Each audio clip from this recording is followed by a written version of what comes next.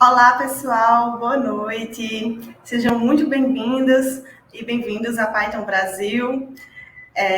Hoje a gente vai começar agora a parte da noite da apresentação de palestras. E me descrevendo, meu nome é Dandara, eu sou uma mulher negra com cabelos castanhos soltos na altura do ombro, estou com mechas rosas. Estou vestindo uma blusa branca com folhas verdes e um óculos redondo. Atrás de mim está o encosto da minha cadeira e uma porta fechada. E vou apresentar para vocês a Melissa Mendonça com a palestra Fatos Interessantes sobre Arrays, Matrizes e Tensores. O número 3 vai te surpreender. Melissa trabalha com desenvolvimento de software na Consite, é líder do time de documentação da NumPy, entusiasta de Python, LaTeX, Fortran e software livre em geral. Então, muito boa noite, Melissa. Obrigada, Dandara, pela introdução. Obrigada, pessoal. Obrigada, Regiane, pela interpretação. Meu nome é Melissa, meus pronomes são ela, dela. Eu sou uma mulher branca, eu estou usando óculos com a armação cor azul. Meu cabelo é azul, meio verde, mais ou menos na altura dos ombros. Eu estou usando uma blusa branca das PyLadies, com vários logos de PyLadies do Brasil inteiro. E atrás de mim tem um armário e uma baguncinha. Estou muito feliz de estar aqui. Ai, que prazer, é um prazer para a gente estar lhe recebendo. Então, só um lembrete, pessoal, todas as dúvidas devem ser postadas no canal do Discord, na trilha. Para isso, para ter acesso ao Discord, basta ter feito a inscrição pelo Eventbrite, o link vai estar na descrição do vídeo. Acompanhe a Python Brasil pela @Python Brasil em todas as redes sociais e não se esqueçam de postar essa palestra maravilhosa com a hashtag PyBR2021 nas redes sociais também. A descrição, a programação pode ser encontrada do evento, pode ser encontrada no site 2021.pythonbrasil.org.br e também aí acho que está aqui na descrição. Enfim, Melissa, muito boa sorte e o palco da Python Brasil é seu. Muito obrigada. Deixa eu começar meu timer aqui para a gente não perder a noção do tempo. E eu coloquei aqui embaixo o link para os slides. Para quem está assistindo só pelo YouTube, talvez seja difícil pegar as letrinhas, mas para quem está lá no Discord, eu coloquei o link para quem quiser acessar e eu posso compartilhar depois também esse link para quem quiser ver os slides da palestra, porque tem algumas páginas, algumas fontes das coisas que eu vou discutir aqui na palestra que eu coloquei nos slides para quem tiver interesse de aprender mais. Eu coloquei o título dessa palestra, é um clickbait puro, não tem fato número 3, tá bom, pessoal? Só para avisar já desde o início, para vocês não ficarem esperando. Mas a ideia era discutir um pouco sobre arrays, matrizes, tensores, a diferença disso para listas, quando que a gente deve usar uma estrutura de dados e quando que a gente deve usar outra. Então, para a gente começar, né, o que são arrays? Então, existe uma tradução em português, né? Essa palavra é uma palavra em inglês, existe até uma tradução em português que é arranjo, mas eu, sinceramente, não consigo falar arranjo para dizer array, né? Então, uma array é uma estrutura de dados que armazena uma coleção de elementos identificados por pelo menos um índice ou uma chave. As arrays mantêm uma série de elementos de dados, geralmente do mesmo tamanho e tipo de dados. E isso é que é a característica principal de uma array. E a gente vai discutir mais tarde por que ter elementos do mesmo tipo e do mesmo tamanho é extremamente importante para essa estrutura de dados. O índice que a gente usa para acessar os elementos da array geralmente usa uma sequência de números inteiros, mas ele pode ter qualquer valor ordinal. Essas arrays ou arranjos podem ser multidimensionais, significando que eles são indexados por um número fixo de números inteiros, por exemplo, por uma sequência finita de 4 números inteiros. Então, é nesse momento que todo mundo pensa numa matriz, aquela estrutura que a gente aprende na matemática, no ensino médio, normalmente, né? Uma matriz que tem linhas e colunas, e cada elemento da matriz pode ser acessado por 2 números inteiros, né? Que significa o índice da linha e o índice da coluna. Um array pode ser multidimensional, que quer dizer que ele não tem só linha e coluna. Ele pode ter um número N de eixos em que a gente vai organizar a informação. É uma tabela, né? Então, qual é a parte boa dos arrays? A parte boa é que os elementos são acessíveis de forma rápida, porque eu só preciso desse índice e eu consigo acessar exatamente o elemento que eu quero dentro da minha array. Qual é a parte ruim? É que geralmente uma array tem tamanho fixo. Incluir ou remover elementos, como a gente está acostumado a fazer com listas, envolve fazer cópias dessas arrays em geral, né? E isso gera algoritmos que são pouco eficientes. A gente vai discutir um pouco mais sobre por que isso acontece mais tarde, né? Então, se o acesso aos dados for arbitrário, ou seja, eu não quero acessar um elemento após o outro, eu quero acessar o elemento 13, depois eu quero acessar o elemento 42, depois eu quero acessar o elemento 68, e o tamanho de dados que eu tenho for fixo, é melhor usar array. Se os elementos podem estar ordenados e o acesso vai ser sequencial, nesse caso é melhor usar listas. Isso é uma maneira bem simplista de colocar essa situação. Por que a gente precisa de array, então, né? O que são listas em Python? As listas em Python, apesar do que muita gente pensa, não são listas encadeadas, né? São vetores em C de ponteiros para os elementos da lista. Então, quando a gente pensa numa lista em Python, ela é um agrupamento de objetos arbitrários. Os objetos que estão dentro da lista podem ter qualquer tipo. Dentro de uma lista, no primeiro elemento eu posso ter uma string, no segundo elemento um número real, no terceiro elemento uma outra lista, no quarto elemento um dicionário, né? Então eu posso colocar objetos arbitrários dentro de uma lista. Como que funciona por baixo dos panos a implementação de uma lista em Python? Surpreendentemente, é incrivelmente simples essa implementação. Então, calma, respira. Quem nunca viu esse tipo de código antes, não tem nada assustador e não tem que entender tudo, né? O mais importante é entender que uma lista nada mais é do que uma struct em C, que é como se fosse uma estrutura de dados, né, com campos e valores. A gente tem o PyObjectHead, que é um contador de referência e um identificador de tipo para essa estrutura, para esse objeto. A gente tem o bsize, que é um tamanho que não importa muito aqui para a gente, mas o mais importante é isso aqui, essa linha, que diz PyObject, estrela, estrela, OB, item. Esse é o vetor com ponteiros para os elementos da lista. Dentro desse vetor aí, a gente tem assim o endereço do elemento 0 da lista, o endereço do elemento 1 da lista, o endereço do elemento 2 da lista e assim por diante.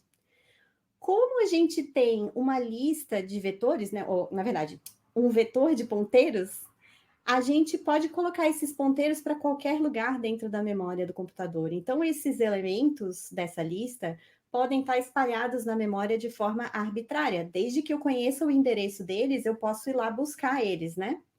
Então, o que eu tenho que fazer? Eu tenho que percorrer esse vetor, encontrar o ponteiro para o elemento que eu quero e ir lá buscar esse elemento.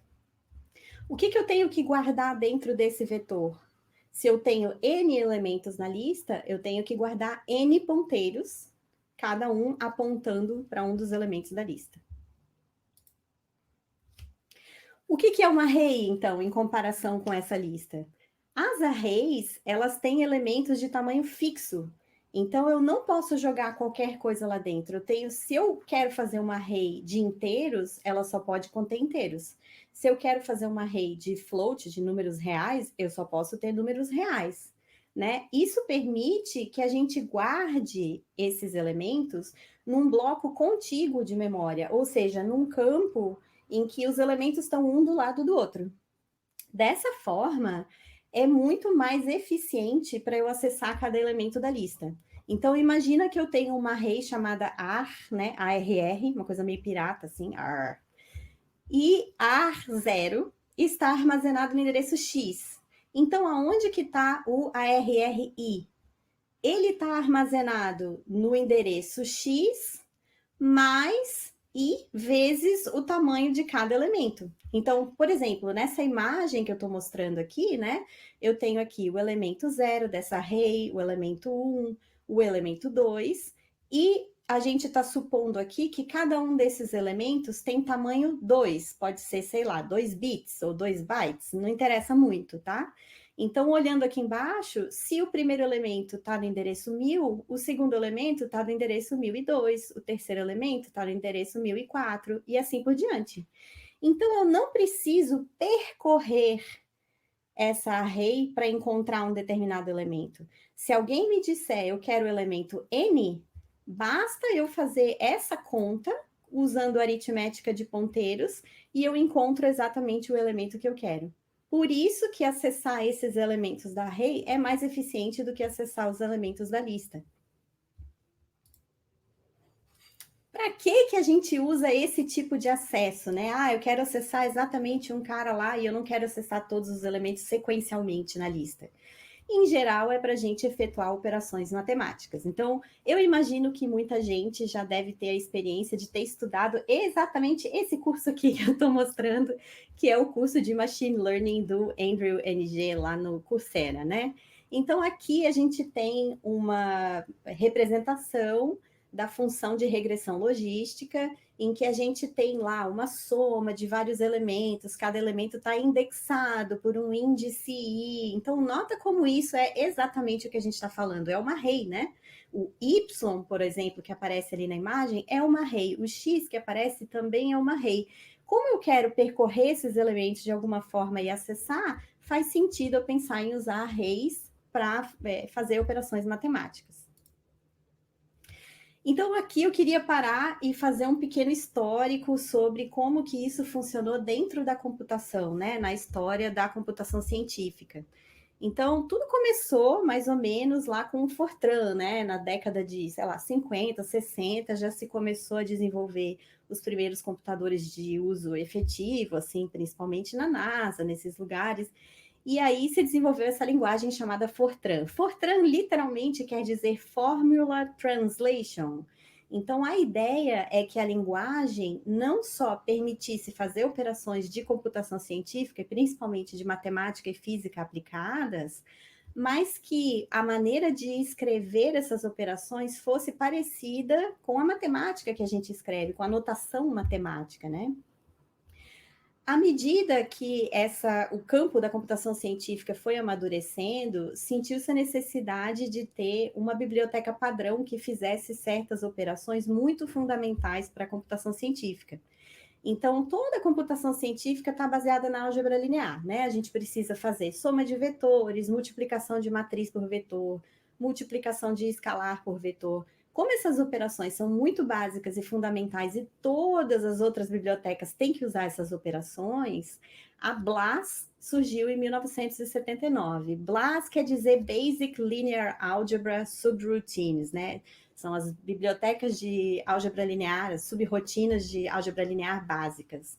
E com essa implementação, inicialmente em Fortran, hoje em dia ela está implementada em C, a gente padronizou essas operações de álgebra linear necessárias para fazer computação científica.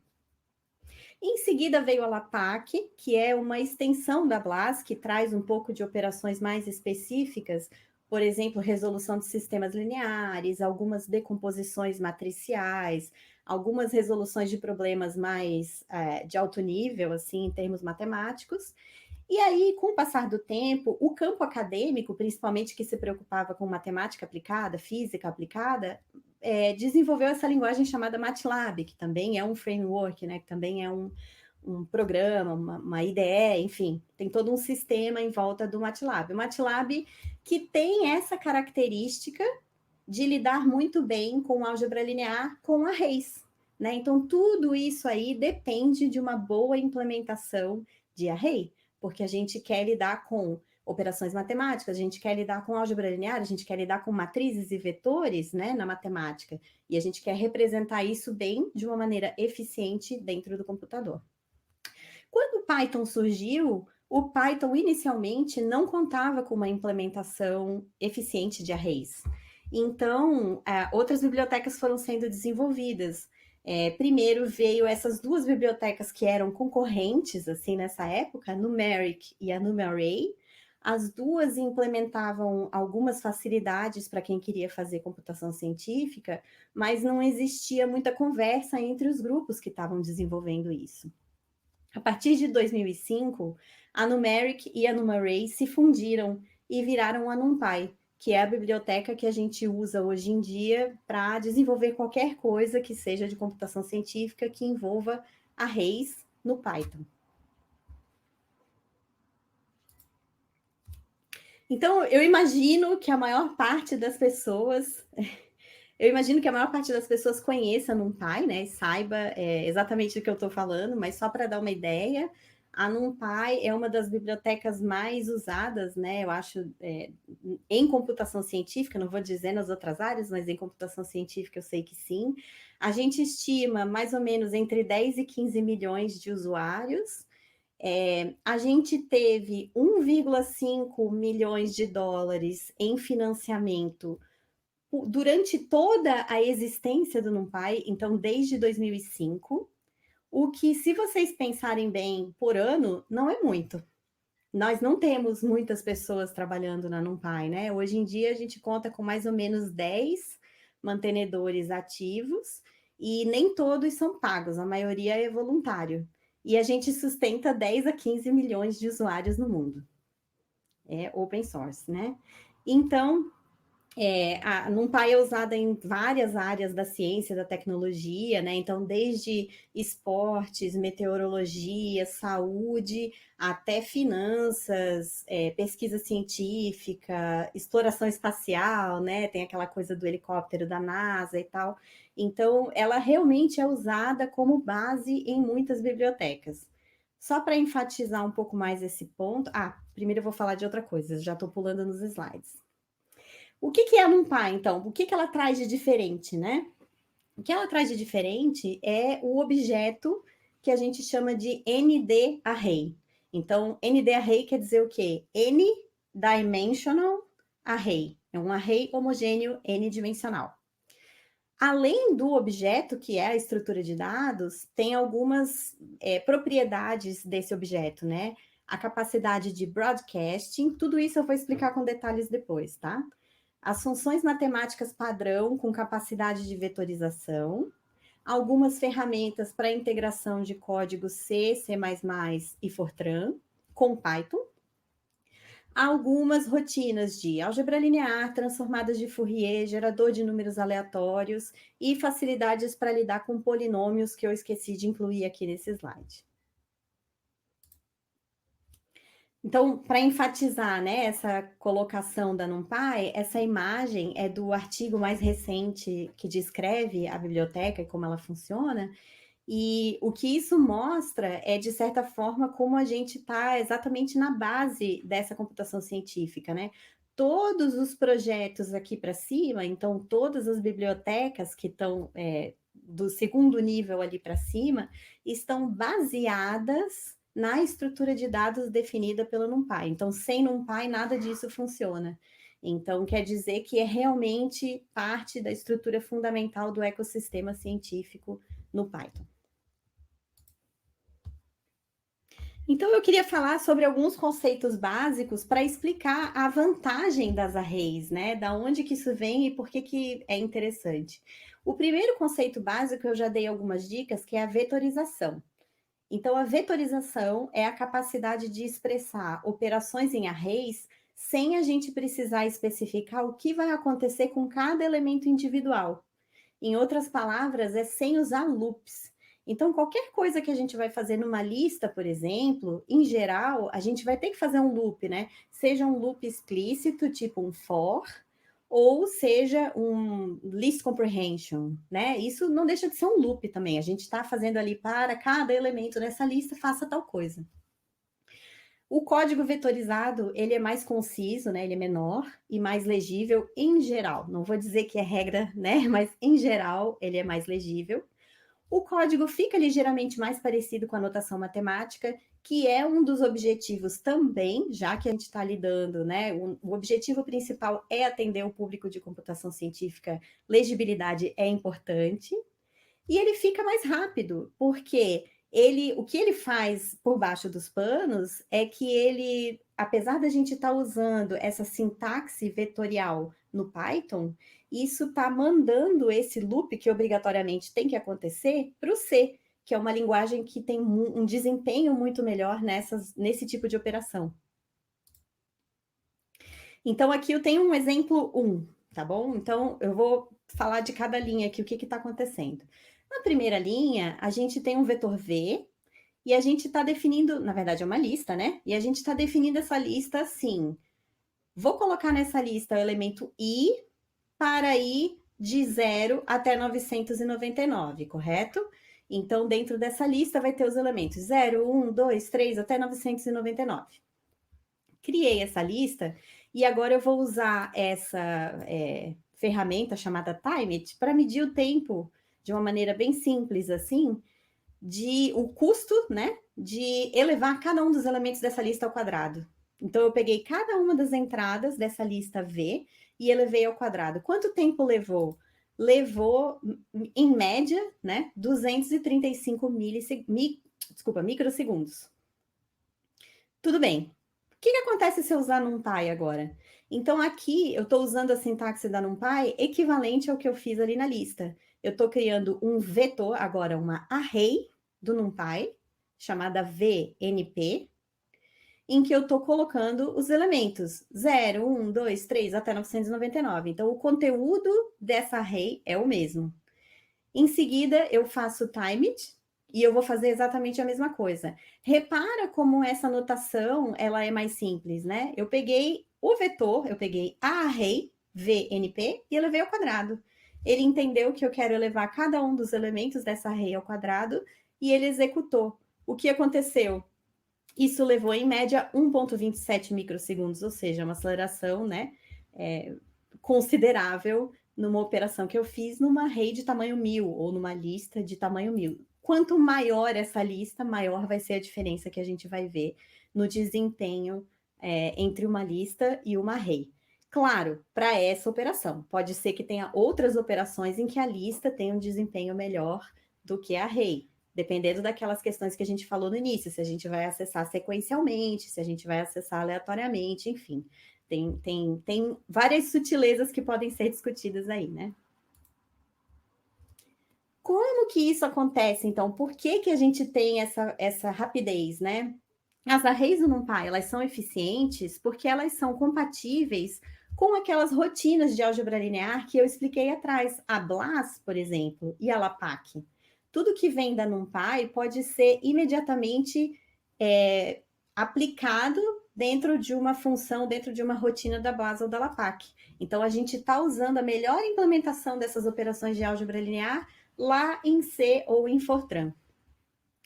Essas arrays, elas também são, e isso é uma coisa que eu vou explicar mais tarde, views de objetos alocados por C, C++, Fortran ou Cython. As operações vetorizadas, em geral, evitam fazer cópias de arrays, e isso também dá um ganho grande em desempenho. Aqui eu tenho uma imagem que também vem daquele artigo que eu mencionei, né? Um artigo sobre a NumPy, que eu super recomendo para quem tiver interesse de conhecer melhor essa parte da implementação, por que isso acontece, como é feito e o impacto que isso tem na computação científica. Mas essa imagem explica mais ou menos as grandes características da NumPy. Então, primeiro, a estrutura de dados, que depois eu vou entrar em detalhes e vou explicar direitinho para vocês.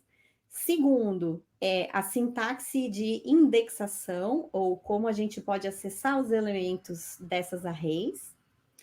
Terceiro, a indexação avançada, que a gente chama, né, que permite fazer um tipo de indexação um pouquinho mais sofisticado. Quarto, a vetorização, que permite fazer operações de maneira bem mais simples do que se a gente tivesse que fazer as coisas elemento a elemento. Quinto, a capacidade de broadcasting, que eu não vou entrar em detalhes agora, vou explicar daqui a pouco. E, por último, a redução, que permite a gente fazer operações em determinadas fatias das nossas arrays.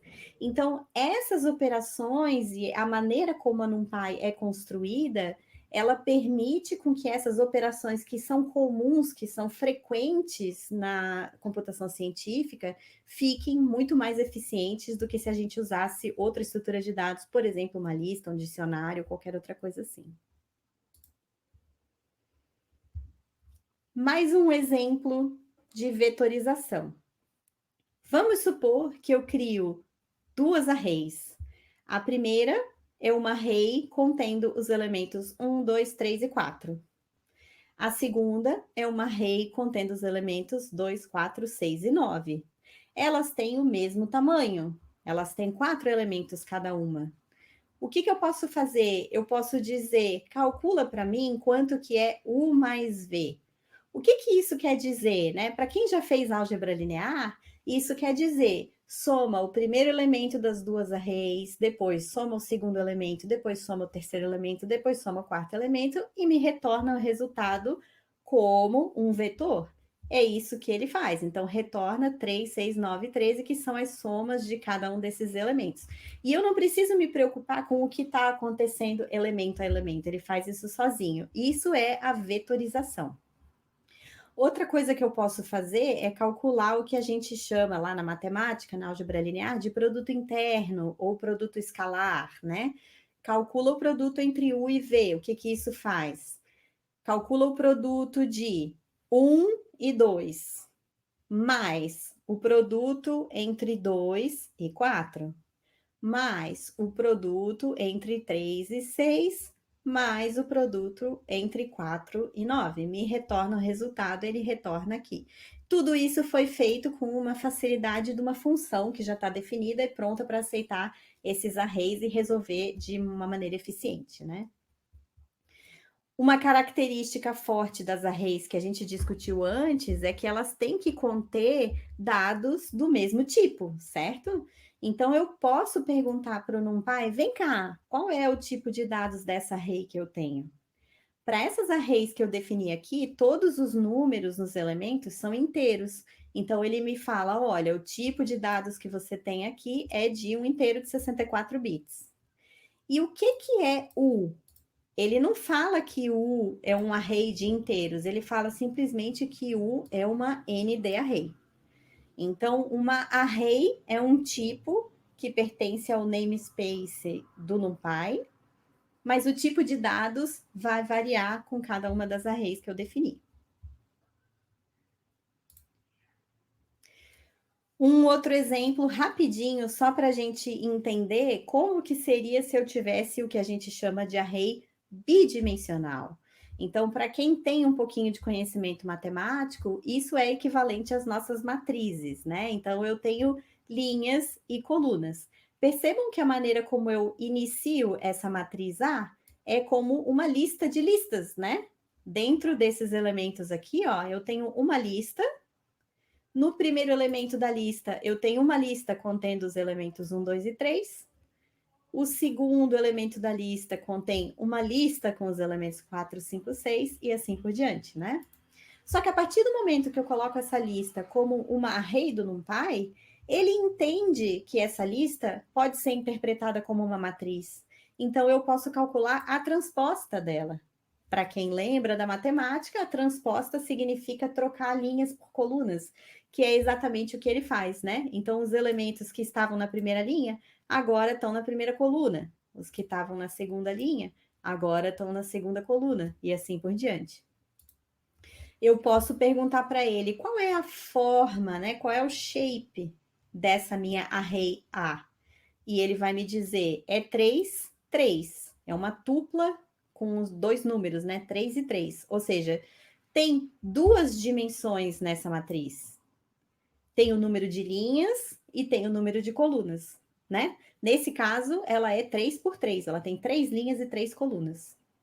Lembra daquele meu vetor U? Eu vou voltar no slide anterior. O meu vetor U, ele era desse jeito, assim, né? O que ele tem? Qual é o shape dele? Ele não tem linhas e colunas. Ele só tem uma dimensão, né? Uma dimensão com 4 entradas. Então, quando eu pergunto qual é o shape do U, ele vai retornar, olha, tem 4 entradas, o resto não tem nada. Então, eu tenho uma tupla que, na verdade, só tem uma entrada, que é esse número 4.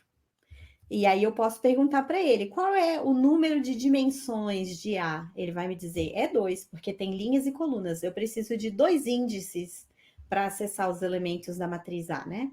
Qual é o número de dimensões de U? É 1. Eu só preciso de um índice para acessar qualquer elemento dessa array U. O que são essas dimensões, então, né?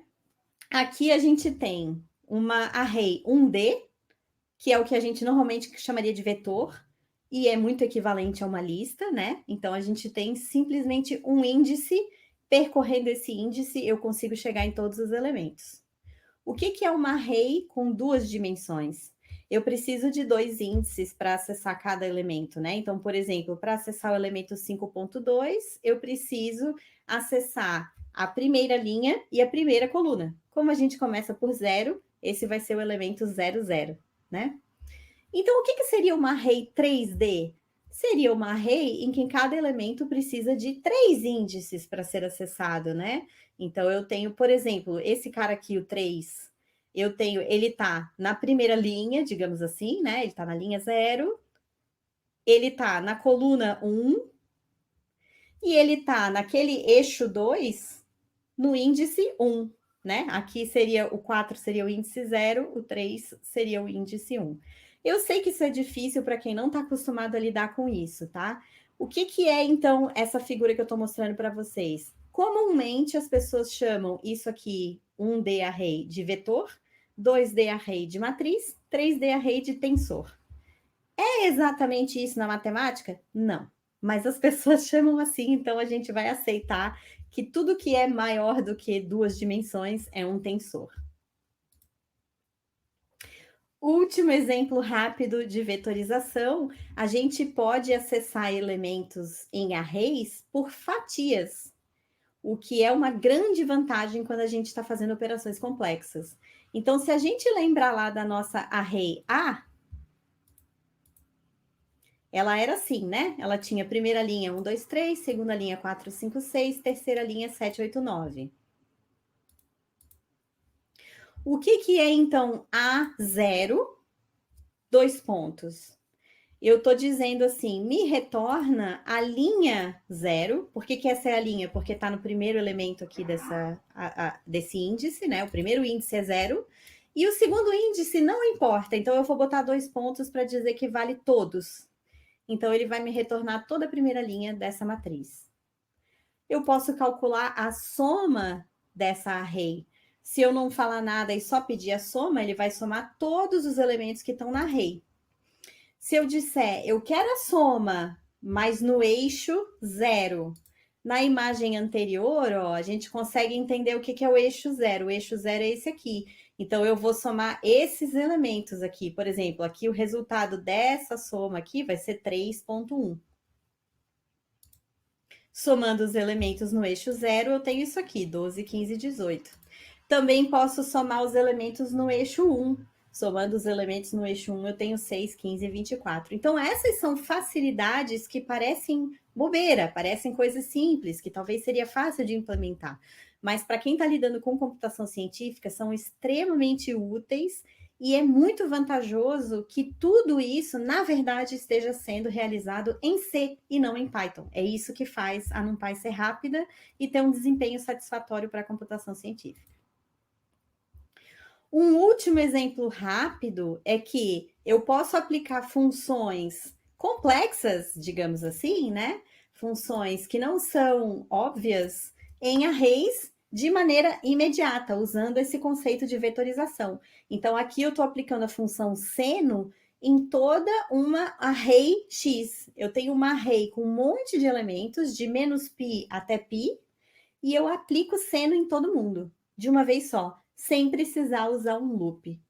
Eu não vou entrar em detalhes nisso, quem quiser saber mais sobre como fazer essas operações em NumPy, tem vários materiais online, pode falar comigo depois também, mas a ideia é não fazer loops. Basicamente é isso que a gente quer, evitar ao máximo fazer loops, desde que a gente possa garantir que essas operações já estão definidas lá no C. A última característica que eu queria explicar é o broadcasting, que é um conceito que não é simples de entender, mas que traz muita vantagem quando a gente está fazendo essa implementação também, tá? Então, o broadcasting permite a gente fazer operações vetoriais de maneira generalizada. Então, de novo, pensa numa array X que tem as entradas 1, 2 e 3. O que significa dizer X mais 5? Tem uma ambiguidade aí, porque isso não existe. X é um vetor e 5 é um número. Como que eu posso somar um vetor com um número? A princípio, isso não faz sentido. Mas na matemática, a gente até aceita isso, né? A gente quer dizer o quê? A gente quer dizer somar 5 em cada uma das entradas. O NumPy implementa isso e chama de broadcasting. O que ele está fazendo é, quando a gente executa essa operação, na verdade, ele está pegando esse número 5 e repetindo 3 vezes para poder somar com a array X e obter o resultado. Então, ele percebe que ele tem que expandir esse número para uma array compatível com a array que eu estou tentando operar e fazer essa operação de maneira eficiente. Outro exemplo de broadcasting, aqui eu tenho uma matriz e um vetor. Se vocês já fizeram álgebra linear e vocês tentaram somar uma matriz com um vetor, eu fui professora de álgebra linear e eu dava 0. Então, a gente não pode fazer isso, mas no NumPy a gente pode. E ele entende que se eu faço A mais X, nesse caso aqui, eu estou querendo somar cada uma das entradas de A com as entradas de X. Então, o que ele vai fazer? Ele vai adaptar esse X, ele vai repetir essa array, de maneira que essa operação seja compatível. Isso pode gerar bug, inclusive, se a gente não entende o que está fazendo, porque a gente pode pensar que o resultado é um e, na verdade, obter outro silenciosamente. Então, tem que entender bem como funcionam essas operações antes de tentar aplicar no nosso código. Bom, para chegar na parte mais assim final, o que seria, como que é a representação interna das ND arrays no NumPy? Na verdade, como a gente descreveu que uma lista do Python é um vetor de ponteiros, o que é uma array do NumPy? É um buffer de dados, pensa numa região de memória, e alguns metadados sobre essa região de memória. A gente pode manipular os metadados, ou seja, essa região de memória, sem alterar os metadados, ou, desculpa, ao contrário, a gente pode manipular os metadados sem alterar o buffer. Então, quando a gente faz uma transposta, quando a gente faz um reshape, quando a gente calcula um slice, quando a gente pega um pedaço daquela array, na verdade, a gente não está criando uma nova array. A gente está só criando metadados apontando para o lugar certo da nossa array. Isso permite uma grande eficiência, porque se eu tenho uma área de memória grande comprometida, né, preenchida com dados de uma array, e eu quero analisar vários pedaços dessa array, na verdade, eu só estou criando metadados diferentes com ponteiros para os lugares para onde eu quero observar. Isso facilita muito na hora da gente, quando a gente quer desempenho, né? Quando a gente quer rapidez. E isso é o que a gente chama de view. A view é como se fosse uma janelinha que a gente está usando para visualizar um pedaço desses dados que estão no buffer de dados, nessa região de memória. Arrays, né, ND arrays diferentes, podem compartilhar os mesmos dados, ou seja, podem compartilhar o mesmo buffer de dados. E as mudanças numa array podem ser visíveis na outra. E isso é uma coisa que pega muita gente também, do mesmo jeito que nas listas isso acontece, né? Como a gente tem só um vetor de ponteiros, se eu crio uma lista a partir da outra, eu mudo uma, eu acabo mudando a outra também, né? Então, quando uma array é uma view da outra, isso também pode funcionar para strings, objetos que implementem essas interfaces de array ou de buffer, né? Desde que eu tenha lá um buffer de dados e algum ponteiro apontando para essas regiões de memória, isso também vai acontecer. Então, aqui eu queria detalhar um pouco mais essa estrutura de dados, né? Que é aquela figura que eu mostrei lá atrás, que tinha um monte de coisa, né? Como que funciona essa representação interna? Então, vamos supor que eu tenho uma array desse tipo aqui, esse X, que tem na primeira linha 0, 1, 2, na segunda linha 3, 4, 5, na terceira linha 6, 7, 8, na última linha 9, 10, 11. Isso aqui é como se fosse uma matriz 4 por 3, certo? Tem 4 linhas e 3 colunas. Como que isso está representado internamente na memória? Está representado dessa forma, como uma região contígua de dados. Então, é como se fosse lá um vetor compridão, assim, né? O que são os dados? São os valores de cada um desses elementos.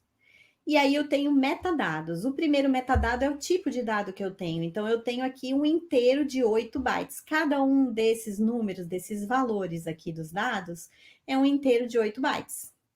Eu tenho shape, que é o formato dessa array, né? O shape é 4 por 3, porque eu tenho 4 linhas por 3 colunas. E aí, eu posso pensar assim, bom, vamos supor que eu estou no elemento 0, tá? Quanto que eu tenho que andar na memória para chegar no elemento 1? O elemento 0 e o elemento 1, eles são contíguos, eles são adjacentes. Então, cada entrada tem 8 bytes. Para ir do 0 até o 1, eu tenho que andar 8 bytes na memória. E se eu quiser ir do elemento 0 até o elemento 3, quanto que eu tenho que andar? Se eu fosse percorrer esses elementos um a um, eu teria que ir do 0 para o 1, do 1 para o 2 e depois do 2 para o 3, certo? Porque olhando aqui para a representação de memória, o 2 é adjacente ao 3. Só que eu tenho um tipo de metadado que eu chamo de stride. O que é o stride? É o tamanho do passo que eu tenho que dar para ir para o próximo elemento. Então, do elemento 0 até o 1, eu ando 8 passos, ou seja, 8 bytes. Do elemento 0 até o elemento 3, eu ando 24 bytes, porque é 3 vezes 8, né? Se eu tenho 3 colunas e cada um tem 8 bytes, eu tenho que andar 24 bytes até ir para o próximo. Usando os strides, eu posso pular de um elemento para outro de maneira muito rápida, entendeu? Para mudar de uma linha até a outra, eu ando 24 bytes e isso está encodado dentro dos metadados da array. Dessa forma, fica muito mais rápido acessar qualquer elemento dentro da array. Algumas operações que eu faço no NumPy vão criar views desse jeito que eu expliquei, né? Vão ser só visões, janelinhas para aquele buffer de dados que está dentro da memória. Outras operações criam cópias. Então, eu posso inspecionar isso no NumPy, né? Então, por exemplo, aqui eu vou falar um pouco rápido desse exemplo, né? Se eu tenho aqui um vetor com os elementos de 0 a 9, e eu pego um pedaço desse vetor, um slice, isso me dá uma view. A base da array y ainda é x. Se eu mudar y, eu vou mudar x também. Por outro lado, se eu uso um tipo avançado de indexação, a base de y não é mais x. Isso quer dizer que para gerar essa array y, eu precisei fazer uma cópia. Toda vez que eu faço uma cópia, meu código fica menos eficiente. Para terminar, eu queria só falar um pouco de interoperabilidade, né? Então, por que essa implementação é interessante e como que a gente pode usar isso em outras bibliotecas? Então, se a gente pensar em bibliotecas hoje em dia, né, que usam coisas parecidas com essas da NumPy, todas implementam alguma coisa parecida com esse protocolo de buffer. O que é o protocolo de buffer? Qualquer coisa que implemente essa ideia, ou seja, para acessar um elemento da array, eu preciso de um ponteiro para o primeiro elemento e eu preciso saber quanto que eu pulo de um elemento para o outro, que é o stride, eu tenho uma coisa que é compatível com o NumPy. Qualquer objeto que implemente essa mesma ideia é compatível com o NumPy. Então, existe até uma maneira de eu checar se um elemento é compatível ou não. Eu posso checar se ele implementa, se ele suporta essa interface de buffer. Se for o caso, então eu posso tratar esse elemento como se fosse uma array do NumPy. É o duck typing, né, para arrays, uma coisa parecida com isso. Então, tem alguns protocolos específicos para quem tiver interesse, né, de pesquisar. Os protocolos, eles servem como interfaces para esses dados. Então, os protocolos mais importantes são o array, que se eu implemento um objeto que eu quero que seja parecido com um array do NumPy, desde que eu implemente dentro dele um método array que me permita converter esse objeto para um ND array do NumPy, eu posso fazer qualquer coisa com ele. E a mesma coisa acontece para esse array ufunc, é parecido, não vou entrar em detalhes porque não dá tempo. Então, um exemplo desse tipo de aplicação de protocolo é o Pandas, né? Então, se eu crio uma série no Pandas não é uma ND array, mas eu posso aplicar qualquer função da NumPy numa série e dá certo, funciona. Por quê? Porque a série implementa esse protocolo array ufunc. Então, mesmo que ela não seja exatamente uma array do NumPy, ela suporta a mesma interface, ela aceita a mesma linguagem, ela devolve os elementos do mesmo jeito que a gente quer e a gente consegue acessar da mesma maneira como faria uma array do NumPy.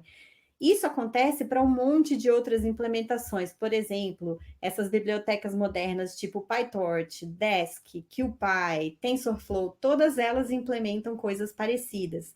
Eu não vou entrar em detalhes, mas se vocês forem, por exemplo, na página do PyTorch, ele explica que o PyTorch permite que um tensor seja um view de um tensor existente e a gente pode acessar isso, né, como uma array do NumPy.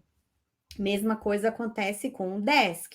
A gente consegue acessar e aplicar métodos do NumPy em cima das arrays do Dask, porque elas implementam também essa mesma interface.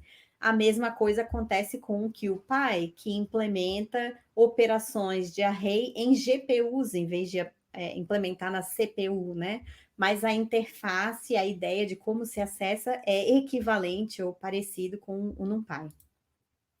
Então, para terminar, minha conclusão, os pontos importantes que eu gostaria que vocês tivessem guardado dessa palestra é que as arrays são muito úteis, né? E que não dá para a gente viver só de lista.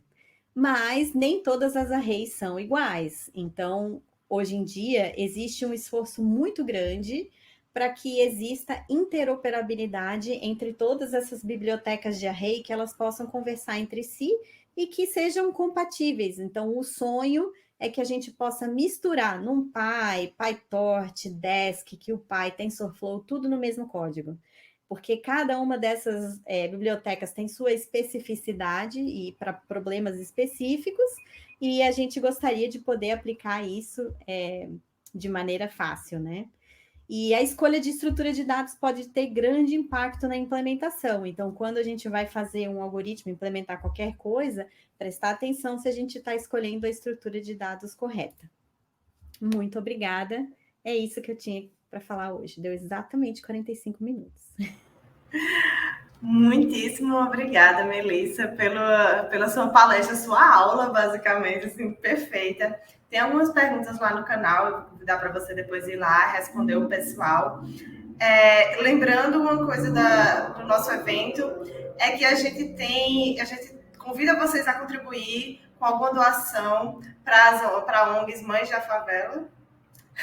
Para ONGs Mães da Favela, tem um QR Code aqui em cima. E vocês também podem doar pelo Eventbrite, quando vocês estiverem se cadastrando. De toda forma, novamente, muito obrigada, Melissa, que fez esse trabalho incrível para a gente hoje. A todas e todos que estão até agora aqui, daqui a pouco, em alguns minutos, vai começar as palestras relâmpago, lá no link das keynotes de hoje, que é Kiz e Alisson, do Programação Dinâmica. E é isso. Nos vemos lá. Boa noite e até o Discord. Obrigada, tchau.